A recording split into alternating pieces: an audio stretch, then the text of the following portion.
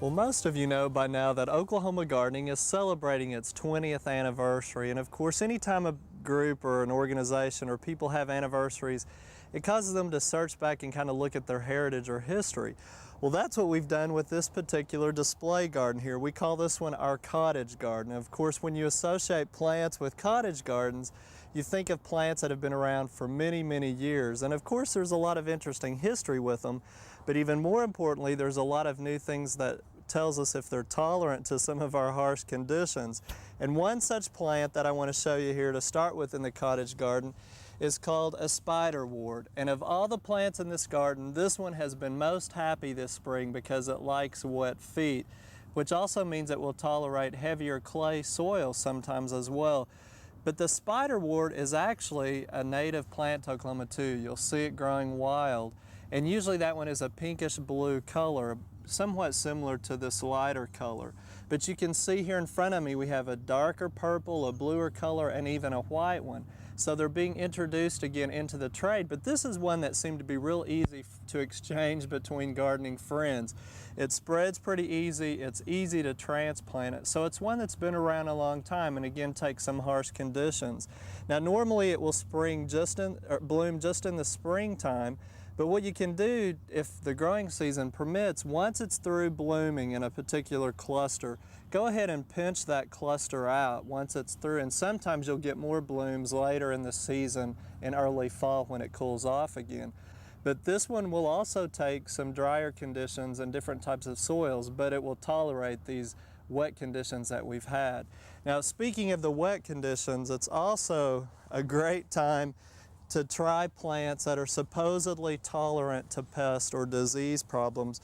And the one here in the center of our garden is Flux, and it's the garden Flux or the perennial Flux, again one that has just been around cottage gardens for years.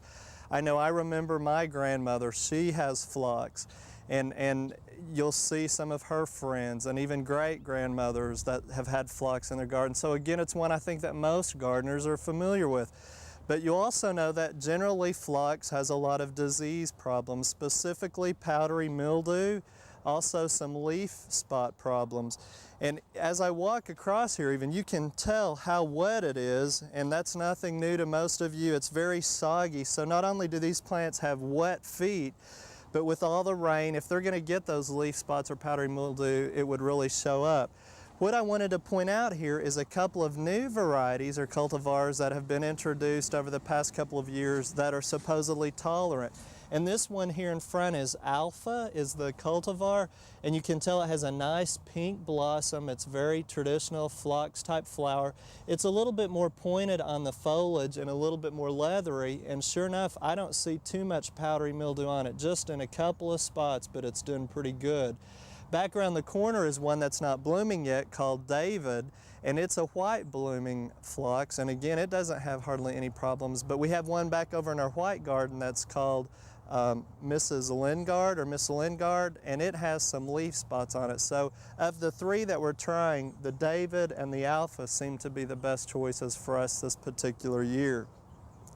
Now, I'll tell you, one of the fun things about cottage gardens is that you can add a little bit of personality and add a little bit of humor to by what we say incorporating yard art into your landscape. Well, this is our version of yard art, and this is what most Oklahomans would know as an outhouse. Now, of course, when you think of the old cottage type homes, usually you would find an outhouse, and this one is complete with the crescent moon, which obviously for the younger kids, they would need to know that that helps in light and air circulation. But I mean, it's very authentic, and we've used it in a couple of garden show displays, and usually it's home to our scarecrow, which we've taken out.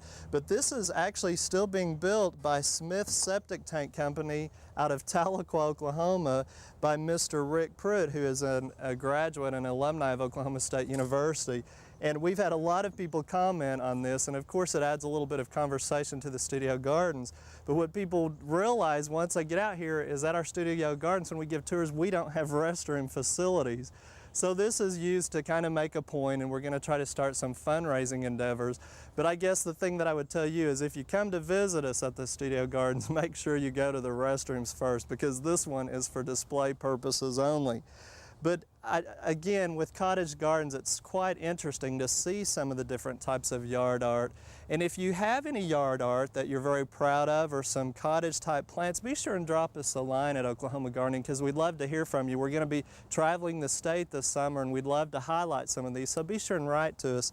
And I'd also like to encourage you to maybe stop by the studio gardens. We talked about the tours. Well, the gardens are pretty much reaching their peak. It's a little wet, but we'd love for you to stop by. And remember, we can schedule tours at just about any time, evening or weekend. So if your group's interested, drop us a line at 360 Ag Hall and we'd love to work with you on the tours. And again, keep us informed about the Cottage Gardens.